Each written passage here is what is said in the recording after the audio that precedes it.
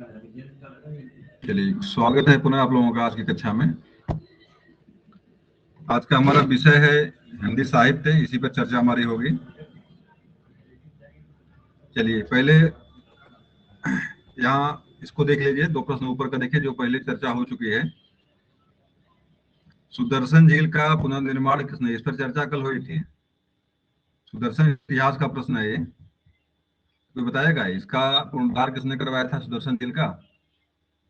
कुमार गुप्त। कुमार गुप्त नहीं, गुप्त काल का किसने करवाया था, लेकिन कुमार गुप्त नहीं है, स्कंद गुप्त होंगे। स्कंद गुप्त है।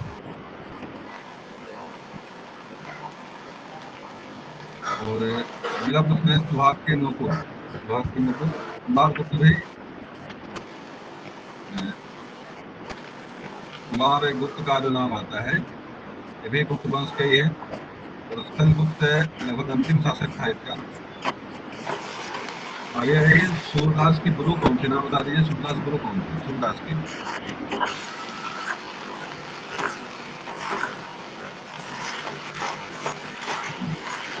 रामानंद का नाम सुना और रामानंद का नाम? हाँ, रामानंद का सुना है। भक्ति उपजे दक्षिण में लायो रामानंद। पंखा चल रहा है, पंखा वाली समस्या ज्यादा है कि आप लोगों को। चलिए, पंखा वाली समस्या है, लेकिन लोग जुड़े हैं तो माइक भी ऑन होना चाहिए, किसी न किसी चर्चा होनी। चलिए ठीक है, बता रहा हूं मैं, सुनते जाइए। सूरदास के गुरु का नाम रामानंद था। और इनके बारे में एक प्रश्न जो बार बार आया हुआ है, भक्ति को दक्षिण भारत से उत्तर भारत लाने का श्रेय किसको है? भक्ति को तो एक दोहा एक है, भक्ति उपजे दक्षिण में और लायो रामानंद। मतलब दक्षिण भारत से अलवार जो भक्त दक्षिण भारत के थे, जो भक्ति को लेकर प्रसिद्ध थे, उसको उत्तर भारत में लाने का श्रेय किसी को अगर है तो रामानंद को है। और रामानंद के ही शिष्य थे कबीरदास। लेकिन यहाँ पे देखिए थोड़ा सा अलग तरह का शब्द है, ध्यान नहीं दिया हमने। सूरदास के गुरु का नाम पूछ रहा है, मैं कबीरदास के चक्कर में पड़ गया। तो विठलनाथ नाम यहाँ पे है। क्या नाम है? जवाब देख लीजिए, इसका जवाब सही क्या है इसका है। चलिए, वल्लभाचार्य हैं, थोड़ा सा गलती हो गई। दो शिष्य थे, दो गुरु पिता पुत्र थे जो अष्टछाप की स्थापना होती है, वल्लभाचार्य विठलनाथ। तो चार शिष्य जो है वल्लभाचार्य के थे, चार शिष्य जो है विठलनाथ के थे। दोनों शिष्यों, चारों शिष्यों को मिला करके जो है अष्टछाप की स्थापना होती है। तो सूरदास के गुरु का नाम क्या था? वल्लभाचार्य था। अगले में आ जाइए।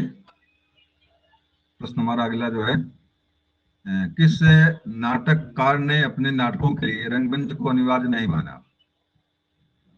तो शायद ये जयशंकर प्रसाद के है, इसको देख लेते हैं। जब आपके याद है, उन्होंने कहा कि नाटक के लिए जरूरी नहीं कि रंगमंच पर ही माना जाए, बिना रंगमंच के भी नाटक लिखा जा सकता है।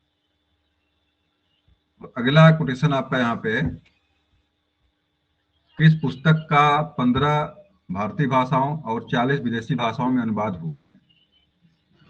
और प्राचीन भाषा, प्राचीन काल की पुस्तक है। दो पुस्तकें बड़ी फेमस रही हैं, पंचतंत्र और हितोपदेश, अभिज्ञान शाकुंतल। तीनों पुस्तकों का बहुत अनुवाद हुआ है विदेशी भाषाओं में। तो यहाँ पे शायद पंचतंत्र या हितोपदेश में से कोई एक होगा, देख लेते हैं जवाब इसका क्या है। चलिए, यहाँ पे जवाब इसका होना चाहिए पंचतंत्र ही है, पंचतंत्र है, जिसका 15 भारतीय भाषाओं में और 40 विदेशी भाषाओं में अनुवाद हुआ है। और अगले आ जाइए, किस भारतीय आर्य भाषाओं की जननी, भारतीय आर्य संस्कृत का आधार, देवभाषा आदि नामों से जाना जाता है? किस भाषा को भारतीय आर्य भाषाओं की जननी, मतलब एक आर्य भाषाओं की जननी कौन सी भाषा है, आर्य संस्कृत का आधार कौन है, देवभाषा आदि भाषा का क्या नाम है? कोई बताएगा? कोई बता दीजिए खोल के इसको, कौन सी भाषा है ये जो आर्य भाषा की जननी है, भारतीय आर्य संस्कृत का आधार है, देव भाषा भी कहते हैं इसको, है तो कौन सी भाषा है वो? संस्कृत। संस्कृत। बहुत बढ़िया, संस्कृत है।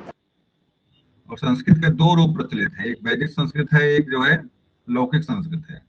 वैदिक संस्कृत में आपके वेद पुराण और मंत्र लिखे हुए हैं, और लौकिक संस्कृत में आपका रामायण महाभारत जैसे ग्रंथ जो है बाद में लिखे गए हैं।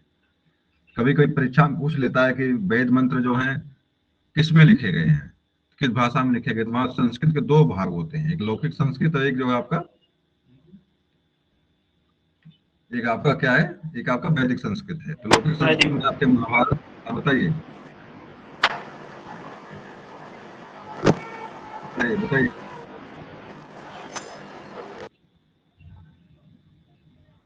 चलिए, तो अगले प्रश्न में हम आते हैं। किस युग को चालकोलिथ चालकोलिथिक एज कहा जाता है? अलग तरह का प्रश्न, जवाब इसका देख लीजिए, इसका मतलब क्या है। और ताम्र पाषाण युग को जो है नामकरण किया गया है। और आप लोग जानते हैं कि प्रथम जो धातु मानव के साथ जो है मिली है, खोज जिसकी हुई है वो तांबा थी। तो पाषाण युग के बाद आपका ताम्र पाषाण युग चलता है, जिसमें तांबा और पत्थर दोनों के हथियारों का इस्तेमाल होता है, इसलिए को ताम्र पाषाण युग कहा जाता है। और इसी युग को जो है चालकोलिथिक युग एज के नाम से भी जानते हैं। अगला आ जाइए। किस रचना की सर्वाधिक टीकाएं लिखी हुई हैं? वो पुस्तक कौन सी, रचना कौन सी पर सर्वाधिक टीकाएं लिखी हुई हैं? इसका जवाब देख लीजिए, जवाब क्या होगा इसका। तो टीका सबसे अधिक लिखी गई और बिहारी के सस्ते ही है। गागर में सागर भरने की जो शैली थी बिहारी की, फेमस है। और बिहारी सस्ते पर सबसे अधिक टीकाएं लिखी हुई है। कुटज, ये आना चाहिए, बताइए किसने लिखा है इसको, कुटज को है। कुटज है, अशोक के फूल है, हिंदी साहित्य का आदिकाल, रचनाएं इनकी किसने लिखा है? कबीर दास। कोई बताए इसके लेखक कौन है?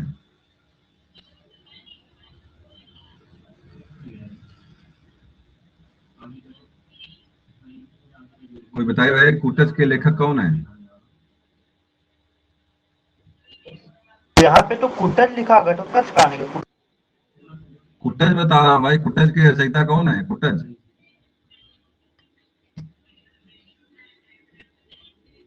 नहीं पता है कुटज के। हजारी प्रसाद द्विवेदी इसके हैं। अशोक के फूल, कुटज, और भी कई रचनाएं इनकी हैं, फेमस है हजारी प्रसाद। जैसे कबीर दास का पूरा जीवन कबीर ग्रंथावली के नाम से पूरा इनका कबीर के बारे में लिखते हैं। इन्होंने ही कबीरदास को कहा था कि डिक्टेटरशिप ऑफ लैंग्वेज के नाम से प्रसिद्ध है, परीक्षा में कई बार आया भी है।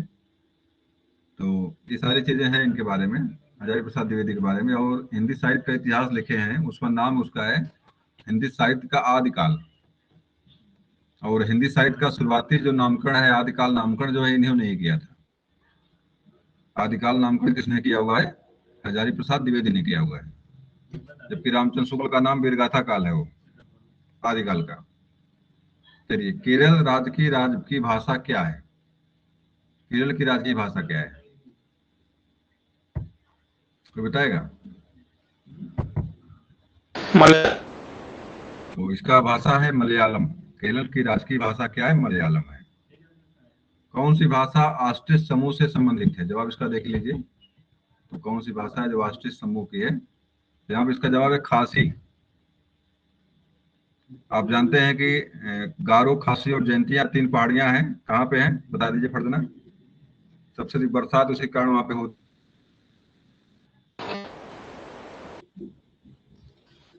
तो ये तीनों पहाड़ियां और जनजातियां कहाँ पे है?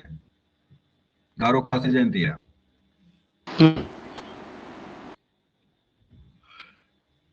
आवाज मिल रही है, ये मेघालय में है। और ये तीनों पहाड़ियों पर तीन जनजातियां निवास करती हैं। गारो पर गारो रहती हैं, खासी पहाड़ी पर खासी जनजाति रहती है, जयंतिया पर जयंतिया रहती है। इसी तीनों पहाड़ियों की विशेष बनावट के कारण मासिन राम बीच में स्थित है, वहां पे खूब घनघोर बरसात होती है। और सबसे अधिक बरसात का रिकॉर्ड जहाँ पे भारत के नाम से दर्ज है, पहले चेरापूंजी था, वर्तमान मासिन राम हुआ है, तो मेघालय में है। अगला है, खड़ी बोली के सर्वप्रथम लोकप्रिय कवि कौन माने जाते हैं? खड़ी बोली के लोकप्रिय कवि के रूप में किसे जानते हैं? जवाब देखिए यहाँ पे, जवाब क्या होगा इसका। इसका जवाब है अयोध्या सिंह उपाध्याय हरियोध। आपके आजमगढ़ के निवासी थे हरियोध, और निजामाबाद के अगल बगल घर इनका है। बहुत सारी रचनाएं इनकी हैं, अयोध्या सिंह उपाध्याय हरियोध की। अगला आ जाए यहाँ पे, खड़ी बोली का अरबी फारसी में रूप क्या है? तो इसका जवाब है उर्दू। उर्दू भाषा जो खड़ी बोली जो उर्दू भाषा में है, अरबी फारसी का एक सम्मिलित रूप है उर्दू भाषा। आगे जाइए, गंगा छवि वर्णन के रचनाकार कौन है? तो इसका जवाब यहाँ देखिए क्या इसके हैं। गंगा छवि वर्णन के लेखक हैं राम भारतेंद्र हरिश्चंद्र। और इसका जवाब दे दीजिए, सबको आना चाहिए। गागर में सागर भरने का कार्य किस कवि ने किया है? बिहारी। बिहारी ने किया हुआ है। सतसैया के दोहरे जो नाविक के तीर, देखन को छोटे लगे घाव करे गंभीर। ये लाइन कई बार परीक्षा में जो कहते हो देखो पूछा किसके बारे में कहा जाता है। तो दोहरे भले छोटे छोटे घाव बड़े गंभीर करते हैं, और गागर में सागर भरने वाला काम जो कहते हैं लोग हैं, तो बिहारी के नाम से फेमस है वो, सतसैया है वो। गाथा कहने में किस लोक प्रचलित का भाषा का बोध होता है? गाथा या गाहा कहने से किस भाषा का बोध होता है? तो जवाब इसका देखिए, इसका जवाब है प्रकृति, प्राकृत भाषा का इस्तेमाल उसमें गाथा या गाहा में हुआ है। जैसे गाथा सप्तशती। एक मिनट, हेलो, एक मिनट जरा वेट करिएगा आप लोग।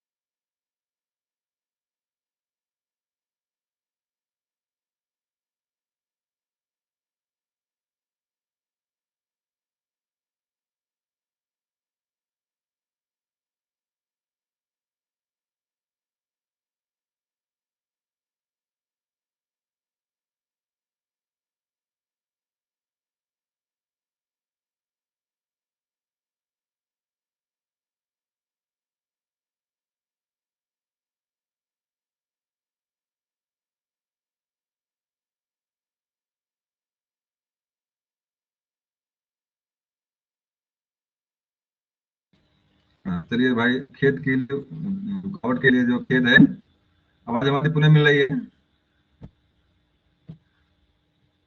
हाँ, आवाज आ बोल दे रही है। कोई तो। चलिए ठीक है, फोन आ गया था। चलिए अगला प्रश्न आप लोगों का यहाँ से है, तो चर्चा इस पे हो करनी थी हमें। देखिए इतिहास का प्रश्न है ये, कभी कोई प्रश्न इतिहास का भी दिया हुआ है, तो चलिए उसको भी देख लीजिए भाई, काम की सारी चीजें हैं। गुप्त वंश का संस्थापक कौन था? गुप्त वंश का कुमार गुप्त। कुमार गुप्त संस्थापक था गुप्त वंश का? मुझे तो नहीं लग रहा है। श्री श्रीगुप्त। श्रीगुप्त था। श्री गुप्त। हाँ, श्रीगुप्त संस्थापक था, कुमार गुप्त संस्थापक नहीं था भाई। चलिए, गोदान ये रचना देखिए महत्वपूर्ण है, कई बार परीक्षा में आई भी है। गोदान किसकी कृति है? गोदान मुंशी जयशंकर प्रसाद। नहीं, मुंशी प्रेमचंद है। ये मेरे पास है गोदान, जो है गोदान है, रंगभूमि है, कर्मभूमि है, सेवा सदन है। इनका जो है कि इनका प्रेमचंद के बारे में जो कई चीजें, जैसे मानसरोवर के बारे में पूछता, कितने कितने भागों में जो है इस प्रकाशन इसका हुआ था। मानसरोवर की कहानियों का संग्रह है, 8 पार्ट में इसका प्रकाशन हुआ था। तो मानसरोवर के बारे में पूछता कि किसकी कहानियों का संग्रह है। इनकी रचनाएं बहुत सारे हैं, और इनको कथा सम्राट, उपन्यास सम्राट, कहानी सम्राट, मतलब कई नामों से, धनपत राय नाम था इनके बचपन का, इनका प्रेमचंद का धनपत राय के नाम से उर्दू में लिखते थे, वो प्रेमचंद के नाम से, बाकी चीज बाद में फेमस होते हैं। कानपुर शायद घर था इनका। तो गोदान जो रचना किसकी है? प्रेमचंद की है। गबन, गोदान, निर्मला, कर्मभूमि, रंगभूमि। और एक पूछता है कि इनका अधूरा उपन्यास कौन सा था, तो मंग का वो तो क्या नाम उसका, अधूरा अधूरा उपन्यास कौन सा था इनका? अधूरा उपन्यास मंगलसूत्र। मंगलसूत्र। मंगलसूत्र। ये सारी चीजें परीक्षा में मतलब आती हैं। तो और इसके अलावा बहुत सारी कहानियां इनकी, जैसे भी आया चर्चा हुई थी कि ईदगाह और नमक का दरोगा, पूस की रात, ये सारी मतलब कहानियां, घास वाली, गुल्ली डंडा, ये बहुत सारी चीजें लिखा है। 5 बेटों की विधवा, इस तरह करके मतलब इनकी कम से कम 300 अगल बगल कहानी लिखे हुए हैं।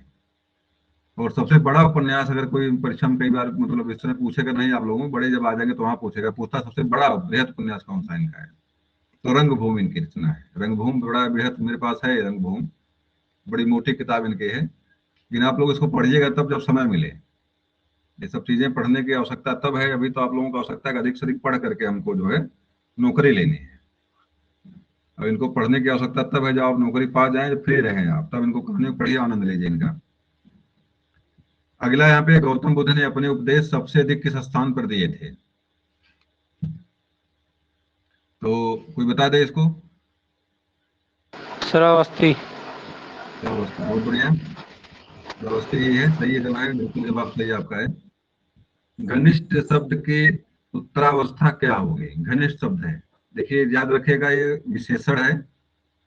विशेषण की 3 अवस्थाएं, 3 डिग्री होती है। अंग्रेजी में पढ़ेंगे आप तो इसको डिग्री आप कंपेरिजन बोलते हैं।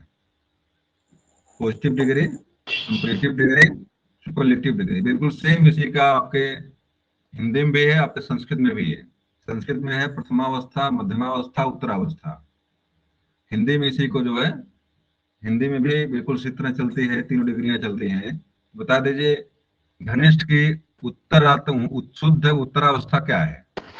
घनिष्ठतर। उत्तर अवस्था है, उत्तरावस्था है एक। तो घनिष्ठतर होगा, एक घनिष्ठतम होता। घनिष्ठतर और घनिष्ठतम। तो यहाँ पे उत्तरावस्था लिखा हुआ है, मध्यमावस्था तो है नहीं। मध्यमावस्था घनिष्ठतर, तो उत्तरावस्था लिखा यहाँ पे है। थोड़ा सा दुविधा में डाल रहा है हमको ये। उत्तरावस्था लिखा हुआ है, मध्यमावस्था नहीं है। इसे आपका क्या होता है कि आपका पॉजिटिव होता है, कंपेरेटिव होता है, सुपरलेटिव होता है। सुपरलेटिव डिग्री बता रहा है, उत्तरावस्था में क्या उनसे डिग्री हो गई है, ये सुपरलेटिव डिग्री की बात कर रहा है। तो यहाँ पे घनिष्ठतम होना चाहिए। हमें लग रहा है थोड़ा सा लिखने में इसको गलती हुई है। ये आपके क्या बोलते हैं, विशेषण की मध्यमा अवस्था है, उत्तमावस्था नहीं है। उत्तमावस्था घनिष्ठतम बनेगा, इसे आपका सुप्रीम कोर्ट है, क्या बोलते हैं, सर्वोच्च जैसे शब्द है। श्रेष्ठ, श्रेष्ठतर, श्रेष्ठतम, सर्वोच्च, सर्वोच्चतर, सर्वोच्चतम। तो इस तरह के मतलब सुंदर, सुंदरतर, सुंदरतम, 3 अवस्थाएं बनती हैं। तो अवस्था की बात करें तो यहाँ मध्यमा अवस्था ना हो, यहाँ पे उत्तम अवस्था लिखा हुआ है, उत्तरावस्था जो लिखा हुआ है, उत्तमा या उत्तरा लिखा हुआ है। उत्तरा उत्तमा ऐसा तो नहीं कहीं है, उत्तरा उत्तमा। चलिए, शब्दावली में कुछ गलती हो रही है हमको समझने में, हो सकता है इसको देखना पड़ेगा दोबारा एक बार। लेकिन जाने पर 3 अवस्थाएं होती हैं, और मध्यमा अवस्था है मतलब बीच वाली अवस्था है घनिष्ठतर। इससे घनिष्ठ शब्द है, घनिष्ठतर बनेगा, पुनः घनिष्ठतम बनेगा। 3 अवस्थाएं बनती है विशेषण के। अगले प्रश्न पे आ जाइए। चंद बरदाई किसके दरबारी कवि थे? चंद बरदाई किसके दरबारी थे? ये तो सबको पता है, चर्चा इस पर हुई भी पहले है। तो बता दीजिए पढ़ देना। चंद्रगुप्त मौर्य। पृथ्वीराज। नहीं, पृथ्वीराज चौहान। नहीं, पृथ्वीराज चौहान के दरबारी थे। पृथ्वीराज रासो लिखे हुए हैं। पृथ्वीराज रासो को छंदों का अजायब घर कहा जाता है, और सर्वश्रेष्ठ रचना मानी जाती है। हिंदी का प्रथम महाकाव्य कहा जाता है इसको, हिंदी का प्रथम महाकाव्य इसको कहते हैं, पृथ्वीराज रासो को कहते हैं। और इसी में संयुक्ता स्वयंवर की चर्चा, कई बार पूछता कि संयुक्ता स्वयंवर की चर्चा किस महाकाव्य में है, संयोक्ता पृथ्वीराज चौहान की व्यवस्था वैवाहिक संबंध जयचंद, बाकी समस्याएं जो है इसी में मिलने मिलेगा आपको। पृथ्वीराज चौहान के दरबारी, पृथ्वीराज चौहान से लड़ते लड़ते अलाल उदल मारे गए थे। इन्हीं के युद्ध में जो है अलाल उदल मारे गए थे। जो आलाखंड पढ़ते हैं आपने, किसने लिखा आलाखंड है? आलाखंड के लेखक कौन है? जगनिक। मूल रचना का नाम क्या है? मूल रचना कौन सी है? आलाखंड नाम नहीं उसका, नाम कुछ और उसका है। क्या नाम है? परमाल रासो नाम उसका है। परमाल रासो। मालवा के शासक परमाल के दरबारी थे अलाल उदल, उसके सेनापति में शामिल थे। तो जगनिक ने परमाल रासों का वर्णन किया है। उसी में परमाल रासों में जो इन दोनों लोगों का नाम वहां पे आता है। बाद में इसी को आलाखंड के रूप में गांव गांव इसको लोग गाते हैं। पंगल या डिंगल भाषा में लिखा हुआ है, डिंग मारने वाली भाषा। जय दिन जन्म भय लाला के धरती धसल 2.5 हाथ। तो धरती 2.5 हाथ क्या हो गई? नीचे घुस गई। मतलब ऐसा वर्णन मिलेगा। फेंकने वाली लैंग्वेज जो आपकी है डिंगल या पिंगल। डिंगल माने होता है डिंग मारने वाली भाषा। चलिए आगे आ जाइए। चंदन विष व्यापक नहीं लपटे रहत भुजंग। पूरी लाइन बताइए, किसी को याद है पूरी लाइन कैसी है?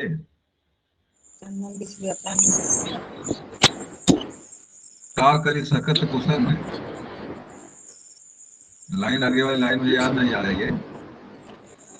का करे सकत कुसंग। रहीम दास। इनका रहीम दास सही है। नहीं, सही तो है, लेकिन ये पूरी लाइन क्या है? पूरी लाइन कैसे है? का करे सकत कुसंग लाइन, अंतिम लाइन मुझे याद नहीं आ रही है।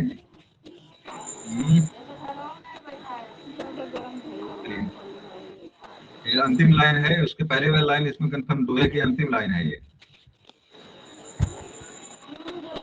और रहीम दास क्या थे? रहीम क्या थे? रहीम का नामकरण, रहीम को वर्णन आपको कहाँ मिलता है? रहीम थे कौन? बताए, ये रहीम कौन थे? किसी को पता है इसमें रहीम के बारे में? कोई जानता है? पूरा नाम इनका था अब्दुल रहीम खान खाना। पूरा नाम क्या था इनका? अब्दुल रहीम खान खाना। अकबर के नवरत्नों में नवरत्नों में नहीं शायद थे, अकबर के सेनापति थे। और रहीम में और कबीर में तुलसी में बड़ी मित्रता थी। नदी के दो तीर से बैठकर दोनों लोग जो है अपना पत्राचार करते थे। मतलब दोनों अच्छे हिंदी के अच्छे विचारक और लेखक माने जाते हैं। रहीम भी सेनापति भी थे, लेकिन लिखने में मतलब रहीम के दोहरे फेमस जो है। अकबर के दरबार थे सलीमा बेगम का नाम सुना होगा आप लोगों ने। एक संरक्षक था अकबर का। जब अकबर का सिंहासनारोहण जो हुआ था 12 वर्ष के वर्ष में हो गया था, 11 या 12 वर्ष में, तो उस समय इनका संरक्षक बनता बैरम खां। तो बैरम खां को हटाने के लिए उसको हज पे भेजते हैं और वहीं पर कोई उनको हत्या कर देता है। कोई लोग कहते हैं कि अकबर ने ही उसको मरवा दिया था। हज यात्रा में बैरम खां की मृत्यु होती है। बाद में सलीमा बेगम को अपने दरबार में रखते हैं और संरक्षक बनती है सलीमा बेगम। उसको पेटीकोट गवर्नमेंट के नाम से कुछ जानते हैं, मुगल इतिहास में जानते हैं। मतलब पेटीकोट गवर्नमेंट, मतलब महिलाओं के शासन चला था, कुछ दिन चला था। सलीमा बेगम बड़ी प्रभावी महिला थी अकबर के शासन काल के। उसी के पुत्र थे रहीम। रहीम क्या थे? सलीमा बेगम के पुत्र थे, बैरम खां के। तो बैरम खां और सलीमा बेगम के पुत्र थे। बाद में दरबार में बड़ी महत्वपूर्ण भूमिका निभाई सलीमा बेगम ने। बाद में उसको भी अकबर मुक्त उससे भी होता है। सलीमा बेगम को बाइकाट करता है, बाद में अपनी सत्ता पूरी अपने हाथ में लेता है। तो रहीम के बारे में जाने आप लोग? रहीम कौन थे? अकबर के सेनापति थे। अकबर के 7,000 के मनसबदार थे रहीमदार। और परीक्षा में कई बार ये टच किया हुआ कि अकबर क्या नाम है तुलसीदास के समकालीन कौन थे, या रहीम की किससे मित्रता थी। ये भी कई बार परीक्षा में इस तरह में टच किया हुआ है। तो तुलसीदास का नाम आता है यहाँ पे। और अकबर ने कई बार प्रयास किया था कि तुलसीदास मेरे दरबार में, लेकिन दरबार में तुलसीदास जाने को तैयार नहीं होते हैं अकबर के दरबार में। तो मतलब परीक्षा में ये भी पूछ सकता है कि अकबर के समकालीन लेखक थे, तो तुलसीदास का समकालीन कौन सा लेखक, कौन सा राजा था? तो अकबर का नाम वहां जानिएगा, अकबर का काल था वो। चलिए अगला आ जाइए। चांद का नहीं, अगला चरणदास चोर किसकी नाटक थी? चरणदास चोर। व्यवस्था देखिए भाई, अलग तरह का प्रश्न है। हबीब तनवीर करके है ये। हबीब तनवीर। चांद का मुंह टेढ़ा है, ये परीक्षा का प्रश्न आया भी है। चांद का मुंह टेढ़ा वास्तव लेखिए रचयिता कौन थे? चलो माधव भोसले होना चाहिए जवाब आपका। जानना अच्छा बताओ, चांद का मुंह टेढ़ा क्यों है? क्या वास्तव में कोई चंदा मामा वहाँ पे है कि समस्या ऐसा कैसे दिखता है? लगता है कोई लेडीज बैठी हुई है, बुढ़िया माई बैठी हुई है, क्या दिखता है वहाँ पे? ऐसा दृश्य क्यों बनता है?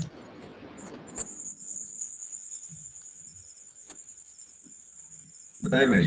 छाया के कारण छाया पड़ती है, इसलिए उसको पूरा भाग नहीं दिखता है कोट। वहाँ पर खडक है, जो जो जो दृश्य आपको चमकता हुआ दिखाई नहीं पड़ता है, वो वास्तव में गड्ढा है वहाँ का। वास्तव में क्या है, गड्ढा है वो, और इसी कारण वो काले रंग का दिखाई पड़ता है। छाया वहाँ नहीं पड़ती है, या जो भी मान लीजिए अंधेरा वहाँ पे मतलब है, जो सूरज की लाइट जो रिफ्लेक्शन होता है वहां से नहीं होता है, सिर्फ काला दिखाई पड़ता है। वही लगता है लोग कोई बुढ़िया बैठी हुई वहां पे। उसी को चंदा मामा कोई कहता है, कोई कुछ कह के बुलाता है, मतलब बहुत सारे नामों से लोग उनको जो है चंदा चंद्रमा को जानते हैं। चलिए अगला पे आ जाइए। अच्छा बताओ, चंद्रमा क्या है? ग्रह उपग्रह क्या चीज है? ग्रह उपग्रह तारा क्या चीज है चंद्रमा? उपग्रह उपग्रह किसका उपग्रह है? हुई था। पृथ्वी का उपग्रह है। कितने दिन में चक्कर मार लेता है एक ठो पृथ्वी का?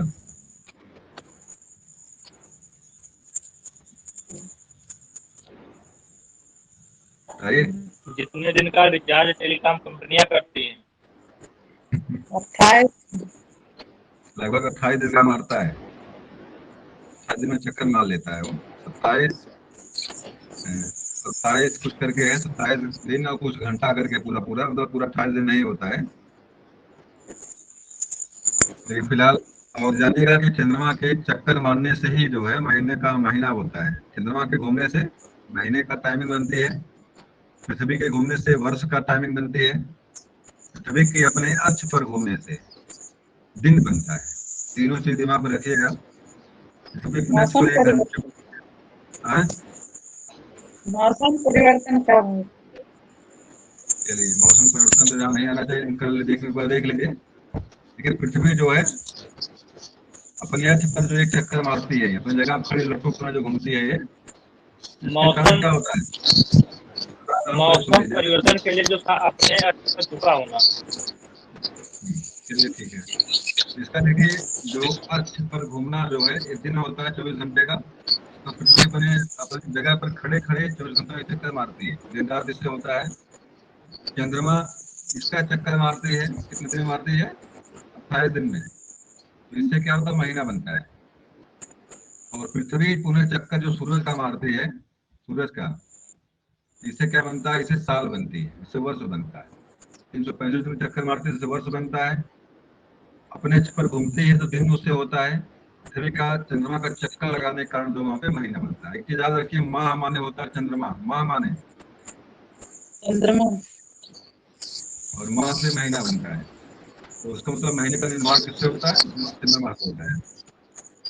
चलिए, और अभी आपने जो बताया कि मौसम परिवर्तन, इसके पीछे कारण दो चीजें। एक चीज तो वह है लेटा होना, पृथ्वी अपने अक्ष पर लेटी हुई है। दूसरा जो प्रश्न बनता है इसमें है पृथ्वी का परिभ्रमण, नहीं परिभ्रमण नहीं, परिक्रमण, या पृथ्वी के सूर्य के चारों तरफ घूमने के कारण भी जो है वार्षिक गति, इसके पीछे कारण वार्षिक गति भी जो है मौसम परिवर्तन के लिए जिम्मेदार है। और वार्षिक गति, मौसम परिवर्तन मुख्य कारण आपका पृथ्वी का झुका होना ना, मतलब थोड़ा सा दूरी और कम होने के कारण। जो आप जानते हैं कि 4 जुलाई और 3 जनवरी का डेट आप लोगों को याद है, परीक्षा में कई बार आया भी है। तो बता ही दीजिए, चर्चा अलग तरह से हो गई। उपसौर और अपसौर को लेकर बताइए भाई, उपसौर कब होता है?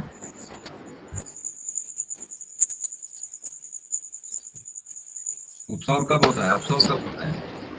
उपसौर जो होगा आपका 4 जुलाई। 3 दिन उपसौर 4 जुलाई। गलत बता दिया आपने। 3 जनवरी है। एक चीज ध्यान दीजिए यहाँ पे, देखिए वो, देखिए वो का डिजाइन देखिए, वो का क्या क्या लग रहा है आपको, क्या लग रहा है आपको? पास है, उपमा में पास। तीन बताओ क्या लग रहा है? ऊप का तीन जो वो है, क्या लग रहा है? तीन लग रहा है, क्या लग रहा है बताओ आपको? तीन है, तीन तीन है, जनवरी। और ऊप का मतलब होता है नजदीक। ऊप का मतलब क्या होता है? नजदीक। नदी। उपसौर जो 3 जनवरी को है, उपसौर कब है? तो सबसे नजदीक तीन। पृथ्वी जो होती है 3 जनवरी को होती है। और अब सौर जो होता है, अब सौर हमारा जो दूर का होता है, और 4 जुलाई, देखो यहाँ पे 4 भी बना हुआ है, माने 4 मान लीजिए आप। तो 4 जुलाई का डेट है अब सौर का, और उपसौर का डेट 3 जनवरी है। उपसौर का मतलब सबसे नजदीक पृथ्वी उसमें रहते हैं, और उपसौर पृथ्वी से क्या होती है, उसमें दूरी पर होती है। तो ये चीज दोनों अंतर है, इसको अगर थोड़ा सा लिख लेंगे तो गलती वहां से नहीं होगी, उपसौर उपसौर होगी करके। चलिए, चर्चा लगभग हो गई। ये काम किया आपके परीक्षा प्रश्न, इस तरह परीक्षा प्रश्न बार बार आए हुए हैं। आ जाइए, अगला प्रश्न हमारा यहाँ पे है, चार उस शब्द की शुद्ध भावनात्मक क्रिया है। भावनात्मक संज्ञा, संज्ञा के 4 प्रकार जो किए गए हैं, तो उसमें बताइए चारों शब्द का क्या बनेगा? संज्ञा के 4 शब्द बनेंगे। क्या ये भाव आपका आते? साहस हो गया, साहस का क्या बनता है? भाव संज्ञा साहस की क्या बनती है? साहसी, क्या? साहस। नहीं नहीं, साहस का साहस। चारु का चारुता। ये साहसी नहीं बनेगा, साहसी तो अलग तरह प्रश्न हो जाएगा, साहसी दूसरा भावात्मक नहीं रहेगा वो। देखिए इसका क्या बनता है, जवाब देख लीजिए। चारुता बना है इसका, चारु का चारुता बना है। और मतलब भाव जिसमें हो, भावात्मक संज्ञा इसमें वही पूछ रहा है आपका, जो आपके प्रथम प्रकार जो आपके किए गए हैं संज्ञा के, 4 प्रकार हैं। 4 प्रकार में पहला वाला प्रकार कौन सा बताइए? चलिए, तो अभी इसमें देखिए, इसे क्या बोलते हैं, शुद्धता आपका शब्दावली मेरे पास नहीं मिल पा रही, कौन कौन सा, बहुत सारे शब्द हैं इसके भाव संज्ञा के हैं। चलिए बाद में देखते हैं उसको, जो आपके इसमें नहीं आ रहा है। अगला चिंतामणि, हाँ, क्या है? चलिए, अगला प्रश्न देखिए यहाँ पे है, चिंतामणि के रचयिता कौन? चिंतामणि, जिसको हिंदी गद्य का निकष कहा जाता है। चिंतामणि को हिंदी गद्य का निकष कहते हैं, किसने लिखा है इसको? है क्या?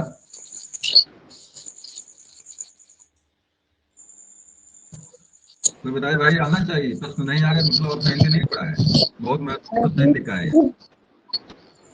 रामचंद्र शुक्ल ने इसको लिखा है, देखो। चिंतामणि रामचंद्र शुक्ल की है, इसे हिंदी गद्य का निकष कहा जाता है, हिंदी गद्य का निकष के नाम से प्रसिद्ध है। अगला जाइए, चीनी यात्री हिमसांग सर्वप्रथम से भारतीय राज्य पहुंचाता है। हिमसांग को पता हुआ था, हिमसांग है। हिमसांग भारत किसके शासनकाल में आए थे, पहले बताइए हमको। शासक कौन था उसमें भारत का? हर्षवर्धन। हर्षवर्धन था। वर्धन वंश का शासक हर्षवर्धन था उसमें, उसी के शासनकाल में भारत आया था ये। लेकिन प्रश्न अलग तरह का है, चीनी यात्री हिमसांग सर्वप्रथम किस भारतीय राज्य, मतलब पहले किस राज्य में आया था? इसका जवाब देखिए भाई, मुझे पता नहीं इसके बारे में, कब आया था ये, किस राज्य में आया था। तो कपिसा राज्य है, कपिसा राज्य है। उससे पहले जानिएगा, प्रश्न पूछता कि किसका किसके दरबार में रहा, तो यहाँ पे जवाब इसका क्या रहेगा आपका? हिमसांग रहेगा। हिमसांग और हर्षवर्धन हाथ से दोनों मिलते हैं, हाथ से हिमसांग और हाथ से हर्षवर्धन। और पायजान का अगर आएगा तो आप इनको विक्रमादित्य का नाम करें, गुप्त वंश में आया था वो, गुप्त वंश में। ये जो है क्या बोलते हैं, वर्धन सम्राट में, मतलब वर्धन वंश में आया था ये। आगे आ जाइए, चीनी तिब्बती भाषा समूह की भाषाओं को बोलने वाले को क्या कहा जाता है? जो भाषा, जो लोग चीनी तिब्बती समूह की भाषा बोलते हैं उन्हें क्या कहते हैं? इसका जवाब देख लीजिए, क्या कहते हैं उनको? है दलाई लामा साहब। यहाँ निषाद लिखा हुआ है। निषाद माने केवट होता है। जो चीनी तिब्बती समूह भाषा तो नहीं बोलते मैं निषाद, हमारे यहाँ भी बहुत सारे हैं, शुद्ध हिंदी का इस्तेमाल करते हैं ये लोग। फिलहाल हमें लग रहा है कि हो सकता है पड़ोसी राज्यों में कुछ लोगों का अलग तरह जनजात कोई हो इस तरह की भाषा का इस्तेमाल करती हो। अगला है छायावाद के प्रवर्तक का क्या नाम है, मतलब छायावाद के प्रवर्तक कौन है? जयशंकर प्रसाद। बहुत बढ़िया। सूर्यकांत लेकिन त्रिपाठी भी सर है। लेकिन जो है कि इनकी प्रथम रचना जो छायावाद की जनक मानी जाती है, बताओ कौन रचना है वो तो छायावाद की जनक मानी जाती है? क्या? रामायणी छायावाद की सर्वश्रेष्ठ रचना है। रामायणी छायावाद की सर्वश्रेष्ठ रचना है, लेकिन प्रथम नहीं है।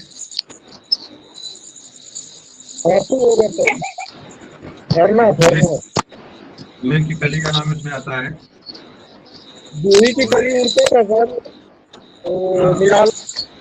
निराला की है, जूही की कली निराला की है। तो पहले कोई नाम मतलब पूछता की शुरुआती रचना कौन छायावाद की है, जहाँ तक की है जूही की कली के नाम यहाँ पे आता है।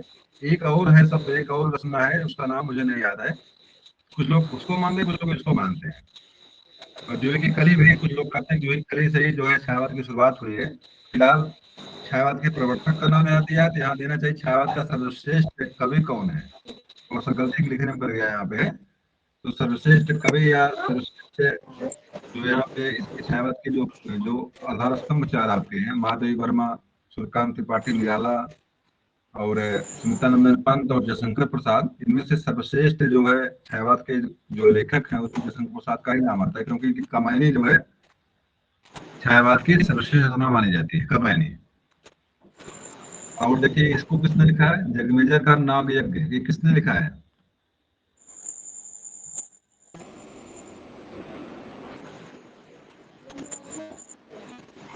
कोई बता दे किसने लिखा है इसको? ये भी देखो लिखने वाले जयशंकर प्रसाद ही थे। अभी भी जब छोटा था मैं, जहाँ सांप लगता है करके सांप नहीं, मैं कहता जय जगमेजर बाबा की, क्योंकि मन में एक बात भरी हुई थी जगमेजर का नाम ले लेंगे तो सांप वहां से क्या हो जाएंगे, सांप वहां से भाग जाएंगे। अब मुझे पता नहीं था किसने लिखा है इसको है, लेकिन जगमेजर जो शब्द है मतलब बहुत फेमस शब्द था ये, और लोग नाग यज्ञ करते थे। और जयशंकर प्रसाद की ये क्या है, रचना एक है, कृति एक है। अब समझ में आया कि मतलब इतना फेमस रचना थी जगमेजर का, नाग यज्ञ हो गई थी कि मतलब जनता जनता इसको जगमेजर के बाबा का जाप करने लगी कि सब भागते से हैं। चलिए, देवनागरी लिपि को राष्ट्र लिपि के रूप में कब स्वीकार किया गया? महत्वपूर्ण प्रश्न परीक्षा में आना चाहिए, हो सकता है इस बार परीक्षा में आ जाए। देवनागरी लिपि को राष्ट्र लिपि के रूप में कब स्वीकार किया गया? अगला प्रश्न मेरा इसी को लेकर के है कि हिंदी दिवस कब मनाते हैं आप? 14 दिसंबर 1949। 14 दिसंबर, दिसंबर 1 सितंबर है, सितंबर सितंबर है, 14 सितंबर है। सितंबर है, 14 सितंबर। 10 जनवरी नहीं, 10 जनवरी नहीं है भैया। राज आपका हिंदी दिवस जो है 14 सितंबर 1949 का डेट है ये, तो एक बड़ा इम्पोर्टेंट विश्व वाला क्या उसी दिन लागू हुआ था सर। 10 जनवरी दिवस। चलिए बहुत बढ़िया। तो 14 सितंबर है 1949 को हिंदी को जो है एक राष्ट्रभाषा के रूप में मान्यता दी गई थी। और राष्ट्रलिपि के रूप में भी देवनागरी लिपि का भी नाम जानिएगा, कि परीक्षा में भी पूछ सकता है राष्ट्रलिपि को मान्यता कब मिली थी। दोनों डेट आपका वही है, देवनागरी लिपि और आपकी भाषा हिंदी को, दोनों को मान्यता जो है 14 सितंबर 1949 को ही दी गई थी। चाहे राष्ट्रलिपि पूछे चाहे राष्ट्रभाषा पूछे, दोनों का जवाब आपका एक ही रहेगा। और इसी दिन हम हिंदी दिवस के रूप में मनाते हैं इसको। 1949 का डेट है, तब से हम इसको आज तक मनाते हुए आ रहे हैं हिंदी दिवस को। और बाकी चीज आप जान ही रहे हैं, बार बार चर्चा हुई है। जाकी रहे भावना जैसी, प्रभु मूरत देखे तिन तैसी, इस पंक्ति की रचयिता कौन है? तुलसीदास। नहीं, तुलसीदास हो सकते हैं, सही कह रहे हैं आप। मुझे लग रहा है कि केशवदास तो नहीं, केशवदास है भैया, इसके लिखता है केशवदास है, क्योंकि जब श्री राम जो है कि उदित उदय के मंच पर रघुबर बाल पतंग रचना जो है केशवदास ने लिखा हुआ है। और उसी टाइम का वर्णन है, मतलब कोई कहता है अरे ये तो सूरज उग गया, कोई कहता है कुछ हो गया, कोई कुछ कहता है, तो मुझे लग रहा है कि केशवदास लिखे। तो देखता हूँ कौन लिखा है इसको। तुलसीदास लिखे हैं। केशव की लाइन लग नहीं रही थी। ये भाषा जो है केशवदास की जो है तो कठिन काव्य वाली भाषा है, तो यहाँ पे भाषा बड़ी आसान लगे, मुझे भी शंका थी मन में। भाषा बड़ी आसान है, केशवदास नहीं लिखे होंगे, लेकिन फिलहाल ठीक है। बार बार बोला जाता है मुहूर्त देखी ये बार बार कहा जाता है एग्जाम में नहीं, मुहावरा में ये लोकोक्ति है, मतलब जिसके मन में जो होता है उसको वही दिखाई पड़ता है, जिसके मन में जो भाव होते हैं जगह वही चीज दिखाई पड़ता है। जाकी रही भावना जैसी, प्रभु मुहूर्त देखे तिन तैसी। और जैसे ये तो तुलसीदास ने लिखा है, इसको बहुत बढ़िया। अगला, जो अपनी जान खपाते हैं उनका हक उन लोगों से ज्यादा है जो केवल रुपया लगाते हैं। ये कथन किसका है? चलिए, एक गोदान में किस पात्र द्वारा कहा गया है? जो अपनी जान खपाते हैं उनका हक उन लोगों से ज्यादा है जो केवल रुपया लगाते हैं। ये कथन जो है गोदान के किस पात्र द्वारा कहा गया है? मोदी जो पढ़ा वही बता सकता है। दो लोग थे यहाँ पात्र इसके, जो पहले पढ़ा मुझे खुद याद आ गया। एक होली, चलिए देख लीजिए कौन कहा है। नहीं, महतो ने कहा है। तो गोदान में होता क्या, किसी को पता कुछ है इसमें गोदान में क्या होता है? गोदान मुख का नाम क्यों पड़ा था? गोदान का मतलब क्या है?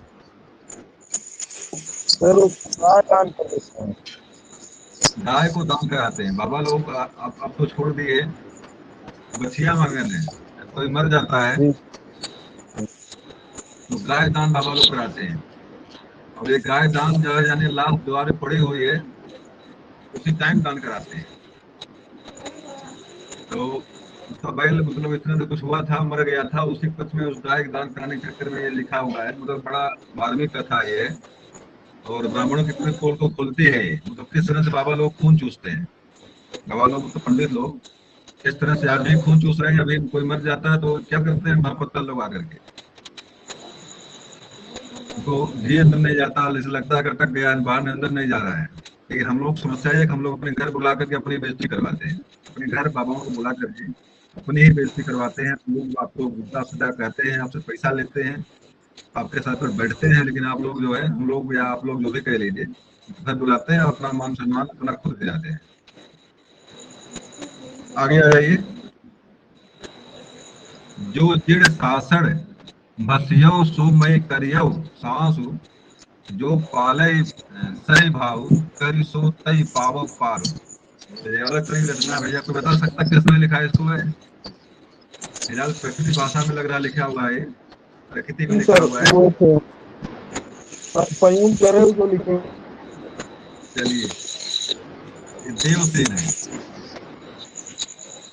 और देवसेन को प्रथम कवि के रूप में मानता रामचंद्र शुक्ल देते हैं। एक प्रथम कवि, हिंदी का प्रथम कवि मानते हैं रामचंद्र शुक्ल इसको। और एक अभी कल चर्चा हो रही थी, क्या नाम था उनका? प्रथम कवि कौन है? सरहपाद। सरहपाद को प्रथम कवि के उपाधि जो है पंडित राव देते हैं। देवसेन सूरी को प्रथम कवि के उपाधि जो है रामचंद्र शुक्ल देते हैं। मतलब सारे नाम है, अलग अलग लिखकों ने अलग अलग लोगों को अपने स्थान पे लाए हैं, हम दिलाए हैं। लोग हैं। ज्ञानपीठ पुरस्कार इस क्षेत्र में श्रेष्ठ कार्य के लिए दिया जाता है। ज्ञान साहित्य का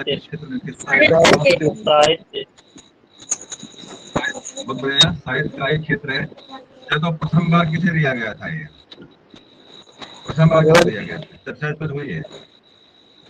ये शंकर कुरूप को, नहीं, शंकर कुरूप नहीं नहीं, नहीं सर, ज्ञानपीठ पुरस्कार उनको दिया गया था सर, इसी को कमाने के लिए तो दिया गया था सर, जयशंकर प्रसाद। महादेवी वर्मा। और कोई बताए? शंकर को और कोई बोले? ज्ञानपीठ पुरस्कार जो है शंकर गुरु को दिया गया था पहली बार सर। महादेवी वर्मा। हिंदी में नहीं दिया गया था, हिंदी क्षेत्र में नहीं था वो। हिंदी में हरिवंश राय बच्चन। हिंदी में प्रथम बार ये पुरस्कार जो है दिया गया स्मृतानंद पंत को। हाँ हाँ। उनकी रचना क्या बताओ, नाम रचना कौन सी थी उनकी?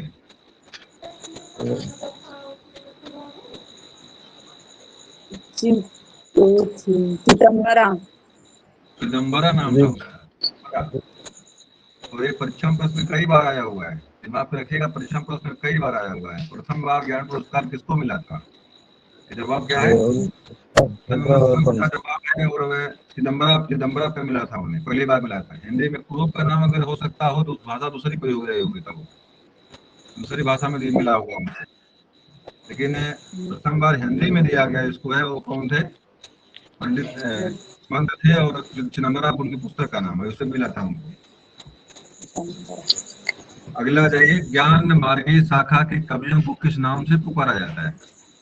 ज्ञान मार्गी, प्रेम मार्गी, सगुण निर्गुण में ज्ञान मार्गी का और क्या कहा जाता है? जी सर। निर्गुण वाले तो नहीं है, निर्गुण वाले वही ज्ञान मार्गी। निर्गुण संत कवि कबीर दास, जो बाकी लोगों के नाम से आता है उसको संत कवि के नाम से माना है। ज्ञान मार्गी को निर्गुण भी कहते हैं, इनको निर्गुण शाखा है संत कवि। आपके इसमें कबीर दास क्या नाम है? कबीर का नाम सर्वोपरि इसमें श्रेष्ठ मतलब प्रतिनिधि कवि है ज्ञान मार्गी शाखा के। झरना, परीक्षा में कई झरना को आबसार करे, कोई झरना का नाम आबसार देता है। अतः आबसार, अब संगत के रचयिता कौन है? झरना झरना ना देकर आबसार देता है। एक बार मुझे परीक्षा में मिला था, मैंने देखा, मैंने कहा भाई बड़ा उल्टा पलटा नाम दिया है। इसका नाम वहाँ आबसार लिखा था। तो कहा था कि आबसार के लेखक कौन है? जयशंकर। बताओ आबसार, आबसार माने होता क्या है?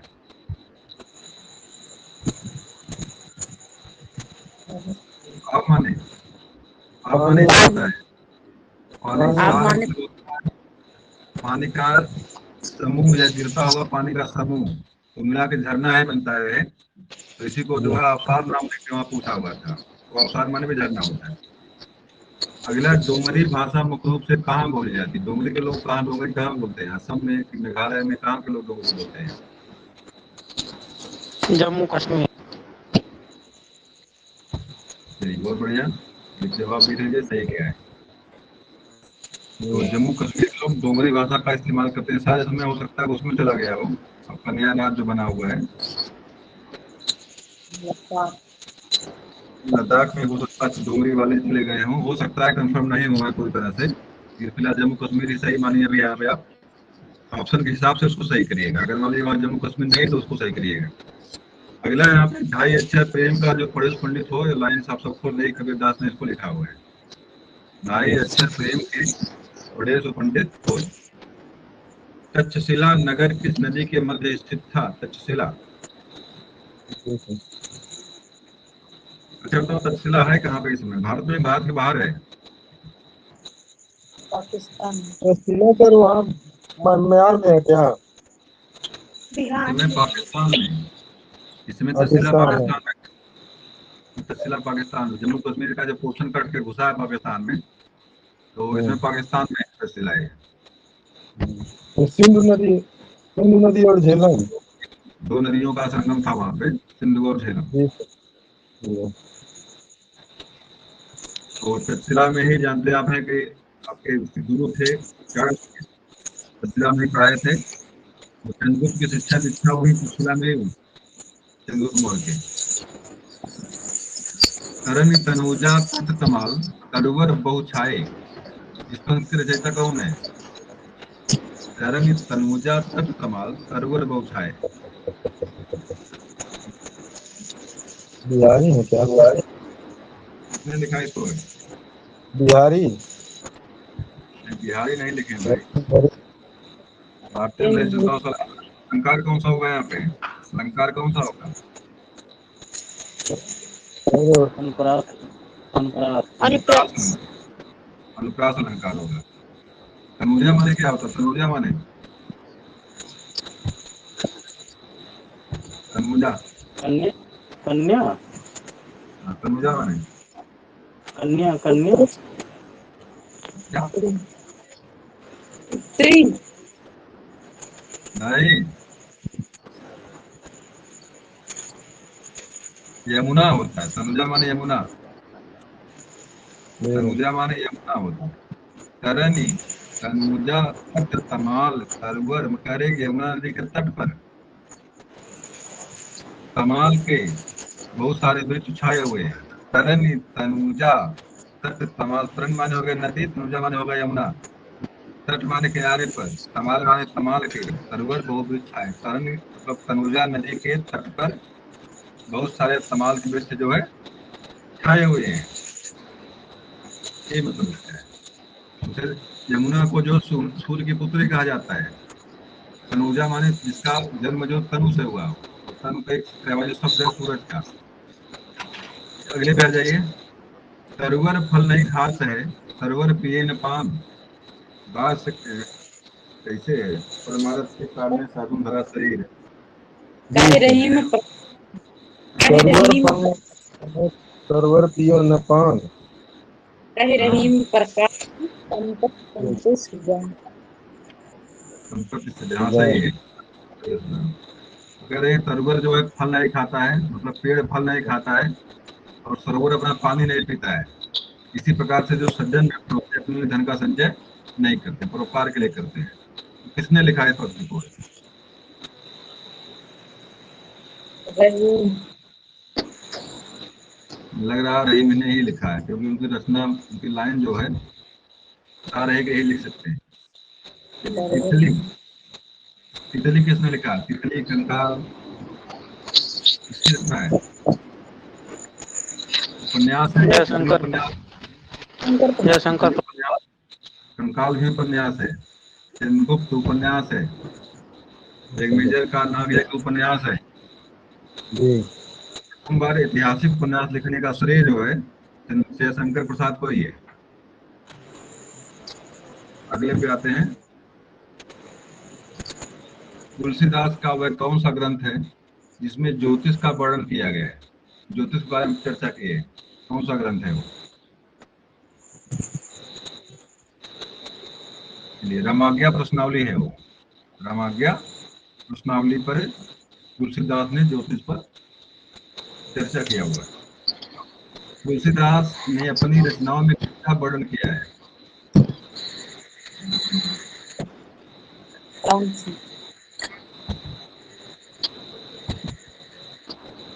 राम का, राम सभी जानते हैं। चलिए, अलग तरह की रचना एक आ गई, तो जब इसके इंटर में थी, पहले हमारे इंटर में पढ़ा था इसको थोड़ा सा मैंने। तोड़ती पत्थर, इलाहाबाद के पथ पर, तो किसने लिखा इसको है? निराला निराला जी ने। बिल्कुल जवाब सही है।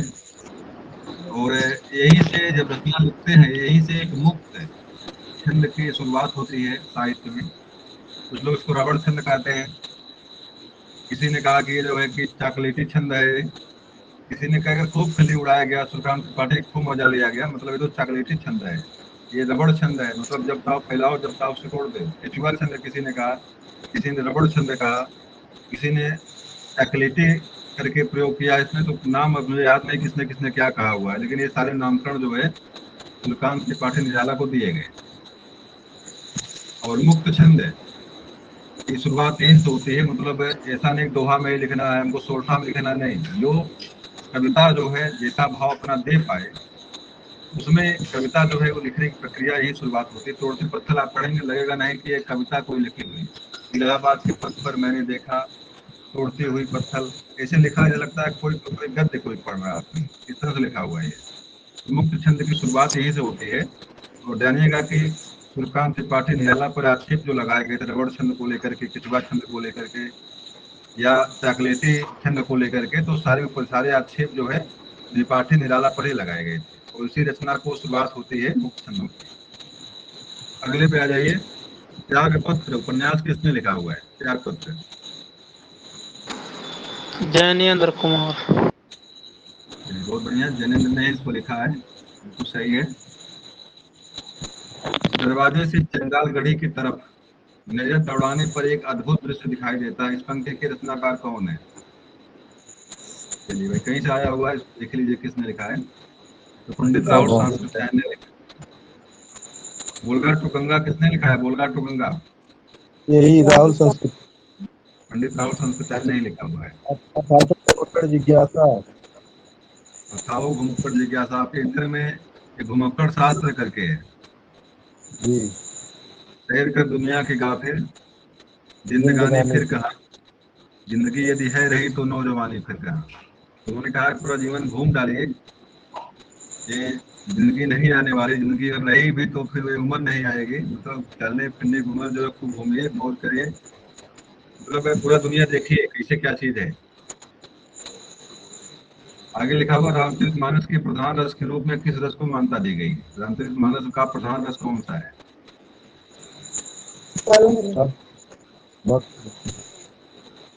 शांत भक्ति रस। रस, शांत रस या भक्ति रस होना चाहिए यहाँ पे। ये भक्ति रस है। उसे भक्ति रस का, भक्ति रस का वर्णन नहीं मिला आप लोगों को, मैंने चर्चा इस पर किया था कि बुद्धि रस और भक्ति रस भी आपका है इसमें। बुद्धि रस और भक्ति रस, दो रस और भी आपके जो भी शामिल नहीं किए गए हैं, लेकिन भक्ति रस कभी कभी आ जाता है इस तरह की चीजों में, कभी कभी मिल जाता है ये। अगला आपका देखिए, अगला है, अब दुख ही जीवन की कथा रही, क्या कहूँ आज जो नहीं कही। दुख ही जीवन की कथा रही, क्या कहूँ आज जो नहीं कही, किसने लिखा है? किसकी लाइन है ये?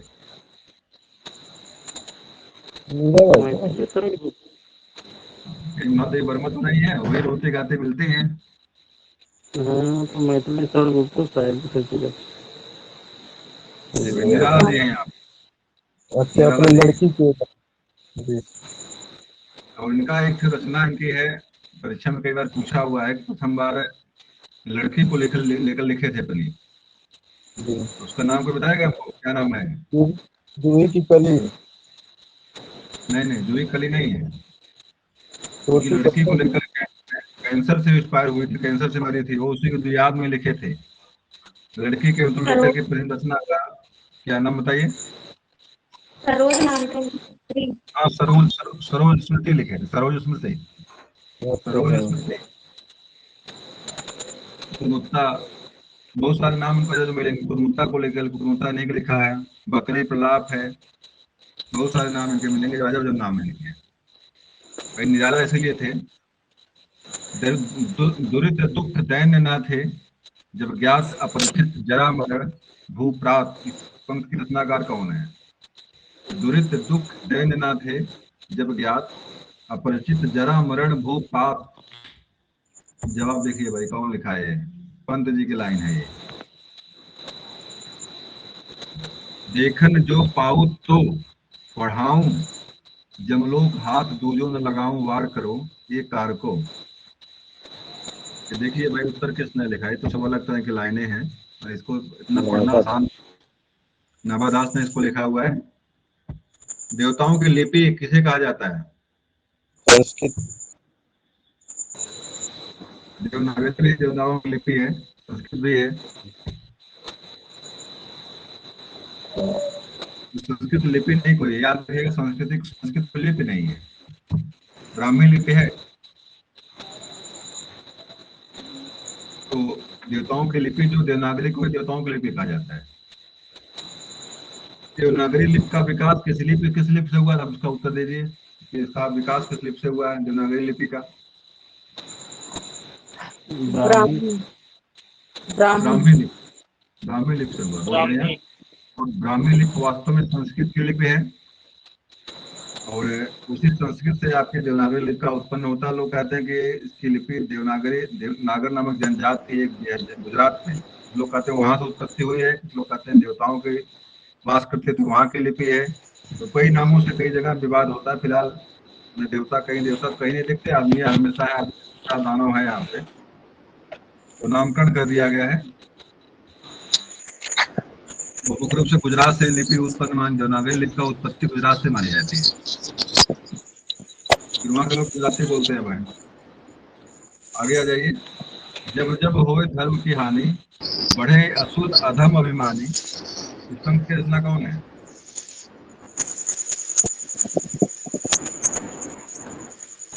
तुलसीदास होनी चाहिए, हमें तुलसीदास होनी चाहिए। तुलसीदास हैं इसके। देश का पहला राष्ट्रीय हिंदी संग्रहालय कहाँ स्थापित किया गया? तो देश का पहला राष्ट्रीय हिंदी संग्रहालय कहाँ बनाया गया?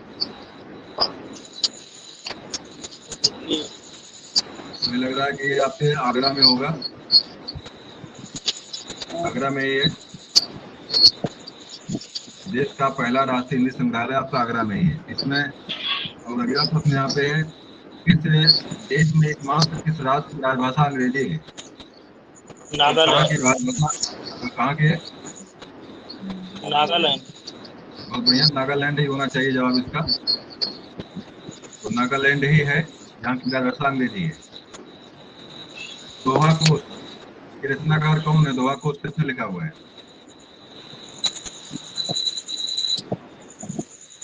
इसमें दो लोगों का नाम हो सकता है, या तो क्या बोलते हैं देवसेन सूरी होंगे, या तो आपके क्या नाम उसका था सरपाद होगा। दोनों से एक लोग हैं। सावड़ाचार्य दोहा कोश वही दोनों लिखे हुए हैं।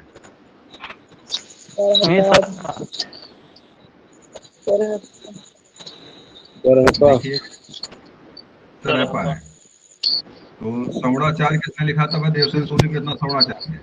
दोहा कोश रचनाकार सरपा है। सरपा है।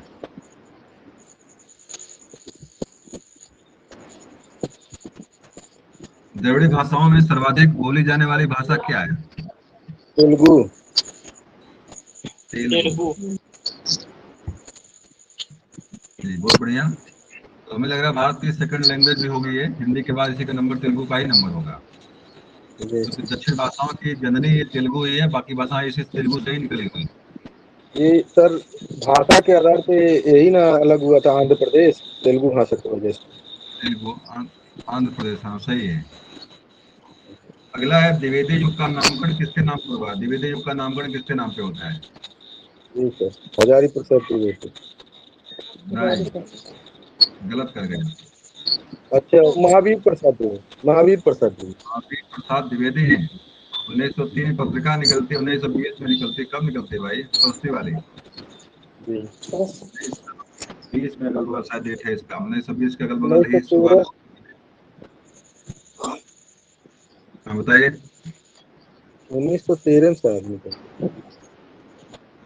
फिलहाल द्विवेदी युग की शुरुआत उसी पत्रिका से ही मानी जाती है। इसी के इसके संचालक भी द्विवेदी ही थे। सरस्वती पत्रिका के संपादक भी यही थे, और यही से द्विवेदी युग की शुरुआत भी यहीं से होती है। 1920 का अगल बगल डेट है। 1919 होगा या 1920 होगा द्विवेदी युग। ध्रुव स्वामिनी परीक्षा में कई बार आया, बताइए किसने लिखा है इसको? ध्रुव स्वामिनी को शंकर प्रसाद। शंकर प्रसाद। जयशंकर प्रसाद। शंकर का नाम यहाँ पे आता है। और ध्रुव स्वामिनी नाम था, एक गुप्त वंश के शासक थे। कुमार गुप्त की पत्नी का नाम था। कुमार गुप्त की पत्नी का नाम था ये। थोड़ा सा मतलब नाम थोड़ा सा उल्टा पलटा मिलता है इसमें। पात्र जो है पूरा मैच नहीं करते हैं। और चंद्रगुप्त ने बताया जाकर था इसको। तक शासक आक्रमण किए थे। नमक का दरोगा के लेखक कौन है? प्रेमचंद। प्रेमचंद। इंटर में प्रेमचंद। इंटर में शायद था ये, नमक का दरोगा। नैन जो देखा कमल था, निर्मल नीर समीर। हसत जोखे देखा हंस था, दसन ज्योति गह न न गहीर। इसके लेखक कौन है? ऐसी की लग रहा है वैसे लगती है। बहुत बढ़िया जैसी भाई। की। जैसे कि लग रहा है अध्ययन बढ़िया आपका है। जी। ऐसे ने क्या लिखा हुआ है इंटर में, जो आपके हैं इंटर में? जी सर। क्या नाम है? अरे सर निकल नागमती नागमती जी। वियोग वर्णन। जी। पद्मावत का एक पार्ट है वो। नागमती वियोग वर्णन पद्मावत का एक पार्ट है। चलिए। नल और नल नीर की गति एक एक कर जोड़, जे तो नीचे है चले ते तो ऊंचे हुए, इसके लेखक कौन है? यहाँ तुम्हें बिहारी दिख रहे हैं, बिहारी। जी जी। तो अलंकार कौन सा यहाँ पे है? बिहारी। अलंकार कौन? नल की और नल नीर की गति एक एक करी जोए, ज्यो ज्यो नीचे जाते त्यों त्यों ऊंचे हुए। ज्यों मतलब क्या है? त्यों, ज्यों त्यों का हैं? प्रयोग हुआ। विरोधाभास है यहाँ पे, विरोधाभास विरोधाभास है। ऑक्सीमोरन, जिसको अंग्रेजी में क्या बोलते हैं आप यहाँ? ऑक्सीमोरन कहते हैं। बिल्कुल विरोधाभास से इंग्लिश से भी जानिएगा कि विरोधाभास जो अलंकार यहाँ पे इंग्लिश से हिंदी में आया हुआ है। इंग्लिश में इसका नाम क्या है? इंग्लिश में इसी अलंकार को ऑक्सीमोरन कहते हैं, ऑक्सीमोरन। इसे वहां पे नहीं है कि is regular irregular, sweet poison, is a sweet poison, और हैविंग नथिंग ही है थाल। आपके थ्रू आप पढ़ेंगे इंटर में एक क्या बोलते हैं, हैप्पी, हैप्पी करके, क्या पूरा नाम उसका नहीं मुझे आ रहा क्या नाम था उसका। दूसरी में एक लाइन है, हैविंग नथिंग ही हैथ ऑल, कुछ ना होते उसके पास सब कुछ करेक्ट था। करेक्ट क्या है? एक करेक्टर आप हैप्पी लाए, यस। करेक्टर आप हैप्पी लाए, तो उसी में लाइन है, हैविंग नथिंग ही है, उसके पास कुछ भी नहीं था सब कुछ था। मतलब एक प्रसन्नचित व्यक्ति जो होता है, संतोषम परम सुखम, जो प्रसन्नचित व्यक्ति वही हो सकता है इसके पास संतोष का सुख रहे, कुछ ना हो तब भी उसको लगे सब कुछ मेरे पास, मुझे कुछ नहीं चाहिए। तो हैविंग नथिंग ही है ऑल, तो कंटेंटमेंट इज हैप्पीनेस। तो यहाँ पर जो लाइन यहाँ पे है, ये मतलब खासकर विरोध जहाँ पे ना हो तभी विरोध दिखाया जाए, विरोध ना होते हुए भी विरोध जहाँ पे दिखता है वहीं पर क्या होता है आपका है, वहीं पर आपका विरोधाभास होता है। और परीक्षा में कई बार इस तरह पूछता प्रश्न, विरोधाभास अलंकार वास्तव में किस भाषा से आया हुआ है हिंदी में? तो अंग्रेजी से आया हुआ हिंदी में।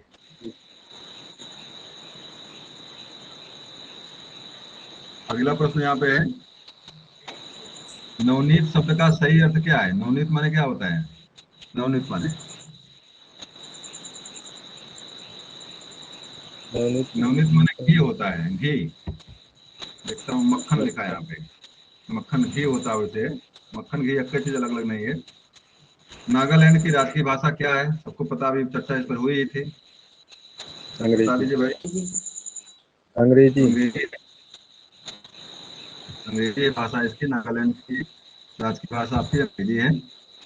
नालंदा विश्वविद्यालय किस लिए प्रसिद्ध था? फेमस क्यों था विश्वविद्यालय नालंदा वाला? पुराना विश्वविद्यालय। बौद्ध धर्म की शिक्षा के लिए फेमस था, बौद्ध धर्म की शिक्षा के लिए फेमस था। और ये विश्वविद्यालय वास्तव में क्या नाम है, गुप्त वंश में, गुप्त वंश में इसका निर्माण हुआ था। विश्वविद्यालय के संरक्षक कौन थे? पहले गुप्त ही संरक्षक इसको प्रदान किए हुए थे। बाद में मौर्यों ने इसको उद्धार में काम करते वहां पे, लेकिन शुरुआत में जबकि गुप्त वंश के शासक जो थे सनातन व्यवस्था के समर्थक, कट्टर समर्थक थे। पूरा संस्कृत भाषा का जो विकास है, जो सनातन सभ्यता संस्कृत का जो स्वर्ण काल कहा जाता है वो आपका गुप्त काल ही है। लेकिन उसी गुप्त काल में जो है नालंदा विश्वविद्यालय को भी वहां पे जो है प्रश्रय और आश्रय दिया गया था। आगे आ जाइए, निराला के राम तुलसीदास के राम से भिन्न है और भवभूत के राम से निकट है, ये कथन किसका है, किस आलोचक का है?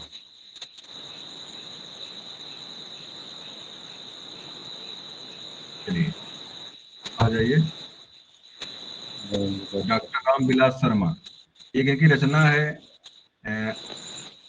राम की शक्ति पूजा। किसने लिखा इसको, किसने लिखा इसको है? निराला ने लिखा हुआ है।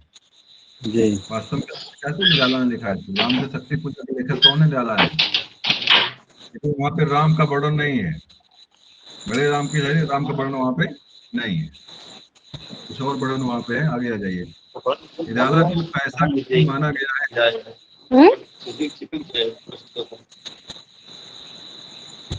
तो क्रांतिकारी। क्रांतिकारी माना गया है। निर्गुण भक्ति का प्रमुख कवि कौन सा है? जवाब इसका दीजिए, आना चाहिए आपको। कबीरदास। कबीरदास कबीर। ने, कबीरदास के हैं निर्गुण के। निशा निमंत्रण के रचनाकार कौन? निशा निमंत्रण, आसमान से उतर रही थी धीरे धीरे, हरिवंश राय बच्चन। दिवसावसान का समय था, निशा सुंदरी आसमान से उतर रही थी धीरे धीरे। किसने लिखा है इसको? हरिवंश राय बच्चन। नहीं, वाह भाई।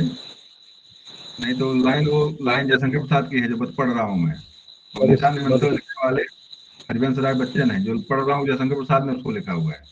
दिवसावसान का समय, आसमान से उतर रही है धीरे धीरे, लाइन वो जयशंकर प्रसाद की लाइन है, लेकिन ये कोई रचना है निशा निमंत्रण, इसके लेखक हरिवंश राय बच्चन है। मधुबाला, मधुशाला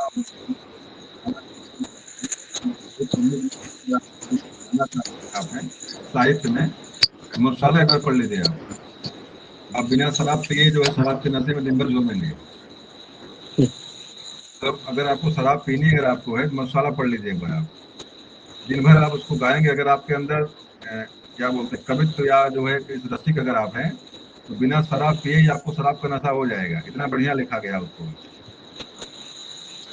तो मैंने पढ़ा है, किताब मेरे पास थी, लेकिन इसमें किताब कोई गायब कर दिया, पता नहीं कौन उठा ले गया उसको। और चलिए, ये अलग तरह का है प्रश्न है, न्यूमिस्मेटिक्स क्या है? सिक्कों का अध्ययन। धातुओं का अध्ययन है ये। चलिए, पंच परमेश्वर किसने लिखा हुआ देख लीजिए, इसको भी आपके 5 में है, कक्षा 5 में है कहानी है। मुंशी प्रेमचंद ने लिखा है इसको है। पंचवटी में कौन सा समास है? द्विगु समास। खेल रही है नभथल में, चारु चंद की चंचल किरणें खेल रही है जल थल में। लाइन कहाँ से ली गई है? पंचवटी से। पंचवटी किसने लिखा हुआ है? पंचवटी मैथिली शरण गुप्त सर, मैथिली गुप्त जी की रचना, मैथिली शरण गुप्त ने इसको लिखा है। मैथिली इसका समासिक विग्रह करिए, समासिक विग्रह क्या होगा इसका? पंचानाम बटा समाहार, 5 बटों का समूह। समाहार, ऐसे कुछ है सर। पंचानाम बटा नाम समाहार है। पंचानाम बटा नाम समाहार है, 5 बटों का समूह। बिल्कुल सही है, हिंदी में ये बनेगा, संस्कृत में आपका वह बनेगा। और यहाँ पे समास कौन सा हो जाएगा तब? संख्या। पद्मावत किसकी रचना है? पद्मावत किसने लिखा हुआ है? जयसी। मलिक मोहम्मद जयसी। पद्मावत अखरावत आखिरी कलाम की रचना किसकी है? मलिक मोहम्मद जयसी। चलिए, मैं क्लास को कहीं समाप्त करूंगा। अंतिम प्रश्न देख लीजिए। परित सरिस धर्म नहीं भाई, पर पीड़ा सब नहीं अजमाई। ये पंक्ति के रचनाकार कौन है? कौन है? तुलसीदास। क्या सर समय है कुछ और पढ़ा लें? टाइम है सर, रतिया में तो अपना रात है।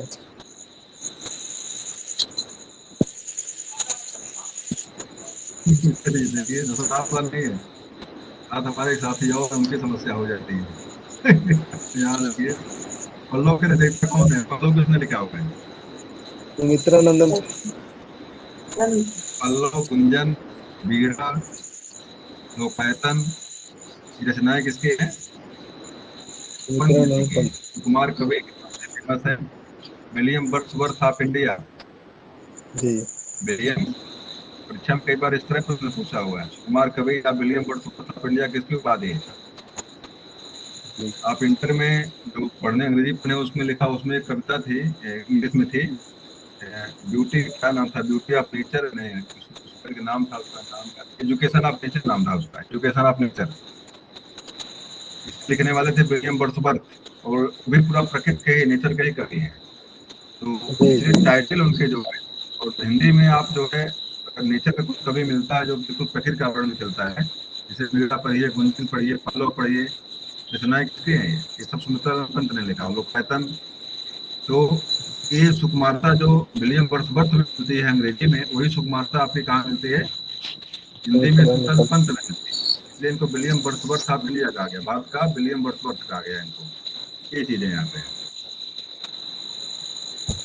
लूसी ग्रे का नाम आता है इंटर में, एजुकेशन ऑफ नेचर में,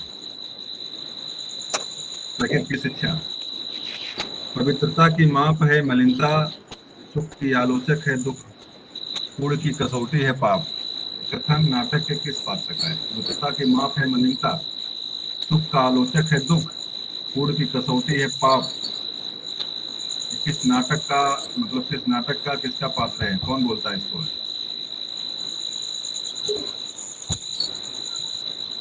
तो देवसेना का है। अच्छा तो देवसेना का नाम कहाँ मिलता है? बाहुबली में। स्कंदगुप्त है, नाटक का पात्र है स्कंदगुप्त है, नाटक का पात्र है। बाहुबली पिक्चर में भी थी थी उसमें। बाहुबली पिक्चर में भी जो देवसेना मिलती है, उसके जो है देवसेना जो है ये स्कंदगुप्त नाटक का पात्र है। स्कंदगुप्त भी लेखक शायद ये कौन है पता नहीं, स्कंदगुप्त किसने लिखा पता नहीं, चले जाने दीजिए। पुराणों में अशोक को क्या कहा गया है? पुराणों में अशोक का क्या नाम है? अशोक वर्धन वहां पे नाम है। पूरा पाषाण युग में आदि मानव के मनोरंजन का साधन क्या था? हेलो सर, क्लास चल रहा नहीं, बात कर रहे हैं आपसे।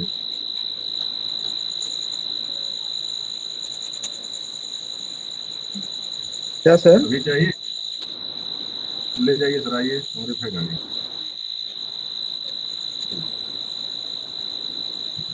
चलिए ठीक है, एक तो देख लीजिए, पूरा कुछ बात करते हैं। पूरे पाषाण युग में आदि मानव के मनोरंजन का साधन क्या था? तो यहाँ पे फिलहाल क्या है, देखिए शिकार पासा करना। शिकार करना। हाँ फिर फूस की रात की भी चर्चा जल्दी हुई थी। विंटर ऑफ नाइट के विंटर नाइट के नाम से इंटर में एक कविता, ये मैंने पाठ है पूरा, ये फूस की रात, उसी का हिंदी हल्को रूपांतरण है। हल्को और झबरा। झबरा का जो उल्लेख मुंशी प्रेमचंद ने इसको लिखा है। पृथ्वीराज दासों के रचनाकार कौन है? चंद बरदाई। चंद बरदाई हैं। और वेमांग चंदनव अधूरे उपन्यास का क्या नाम है? चलिए सब देख लीजिए कौन लिखा है इसको। है मंगलसूत्र। मंगलसूत्र। ये कैसे हो गया? अरे वो वेमांग प्रेमचंद चंदनव। दिया। प्रेमचंद दिया है सर। प्रेमचंद है, हमने कहा क्या लिखा हुआ है। चलिए चलिए, अगला प्रश्न अपने आप खुल गया। प्रकृति के सुकुमार कवि, चर्चा भी हुई ही थी। दूसरा नाम। और प्रगतिवाद उपयोगितावाद का दूसरा नाम क्या है? ये कथन, प्रगतिवाद उपयोगितावाद का दूसरा नाम है, ये कथन किसका है? तो जब आप देख लीजिए, नंद दुलारे वाजपेयी ने ये लाइन दिया हुआ है। प्रथम सूफी प्रेमाख्यान काव्य के रचयिता कौन है? प्रथम सूफी प्रेमाख्यान किसने लिखा हुआ है? तो जैसी। एक नाम आता, नहीं नहीं, उसका नाम आता है, मुझे पहला नाम बता रहा हूँ मैं आपको। नाम क्या है? नाम याद नहीं आ रहा है। अच्छा पूछे सर। तो न, ऐसे कुछ है सर। उसका नाम मुझे नहीं याद आ रहा। चलिए देख लीजिए क्या है। मुल्ला दाऊद नाम, मुल्ला दाऊद है उसका। रचना का नाम मुझे याद नहीं आ रहा, किसने क्या रचना लिखा है। मुन्ना दाव। चलिए अगला देखिए, बिल्कुल सही है, वो गलत नहीं है। प्रभात फेरी काव्य के रचनाकार कौन है? प्रभात फेरी यानी कि सारे सूफी काव्य अवधी भाषा में लिखे गए हैं। सूफी काव्य की भाषा क्या है? अवधी है। मैंने कई बार प्रश्न भी पूछा, सूफी काव्य की जो है भाषा कौन सी अवधी है। और ये जानिएगा कि सूफी काव्य में पूछता कि अपने आप को क्या मानते थे लोग, तो ये नहीं शायद मानते इनका थे। दाऊद का था सर बूढ़ा चांद है करके। नहीं नहीं, बड़ा चाँद नहीं है भाई। चंदायन नाम है कि मुल्ला दाऊद का? चंदायन शायद है इसका, चंदान। चंदान। चंदायन शायद। मृग नयनी है शायद में, मृग नयनी। नहीं चंदान मृगनयनी मुल्ला दाऊद कुतुबन की। और याद है, कुतुबन और मधुबन को लेकर परीक्षा में प्रश्न करता है इससे। मृगनयनी और मृग मधुमालती, दो नाम परीक्षा में बार बार आए हो, किसने लिखा है? तो कुतुबन और मंझन का नाम यहाँ पे आता है, कुतुबन और मंझन। बताइए भाई किसने क्या लिखा हुआ है? मृगनयनी और मधुमालती किसकी किस रचनाएं हैं? कुतुबन के है, कुतुबन के। एक चीज ध्यान रखिए, मधुमालती मंझन लिखे हुए, जी। मधुमालती। और कुतुबन मंझन। में का नाम भी जो है मृगावती, कुतुबन लिखे हुए। प्रभात फेरी काव्य के रचनाकार कौन है?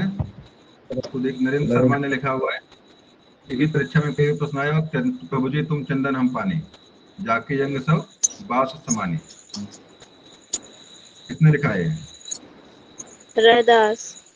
रैदास ने लिखा हुआ है। और रैदास के एक शिष्य का नाम बताइए, बड़े फेमस हैं वो। रैदास की एक शिष्या बड़ी फेमस है।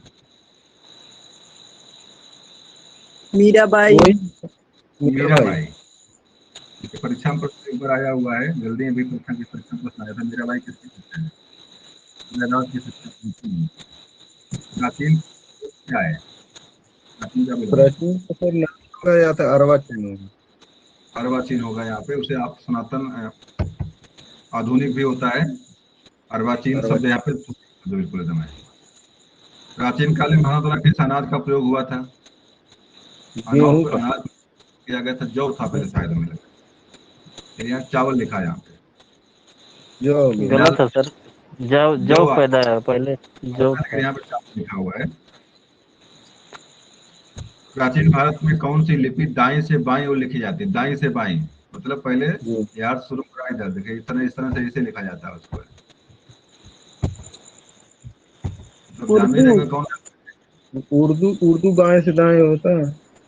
लेकिन खरोष्टी है। उर्दू के साथ साथ जो प्राचीन काल यहाँ लिखा हो, प्राचीन उर्दू प्राचीन काल की नहीं है, प्राचीन काल की बात लग रहा है कहीं। चलिए जवाब देखिए, इसका जवाब क्या है, जवाब देख लीजिए इसका। खरोष्टी लिपि यहाँ पे, खरोष्टी लिपि है। उर्दू भी दाएं से बाएं लिखी जाती है, लेकिन वर्तमान की भाषा है। खरोष्टी लिपि जो है प्राचीन काल की भाषा है। प्रादेशिक बोलियों के साथ ब्रज या मध्य देश की भाषा का अक्षर लेकर एक सामान्य साहित्यिक स्वीकृति हुई, जिसे चरणों का नाम दिया गया। ये पिंगल भाषा। प्रेम पचीसी किसने लिखा हुआ है? सूरदास। मार्टिन हरिश्चंद्र ने। सूरदास हो। प्रेमचंद ने लिखा हुआ। प्रेम लक्षणा भक्ति शाखा ने साधना का मुख्य आधार बनाया है। प्रेम लक्षणा भक्ति को किस भक्ति शाखा ने अपना मुख्य आधार बनाया है?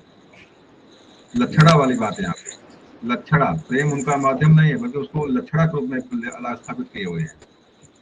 आना चाहिए।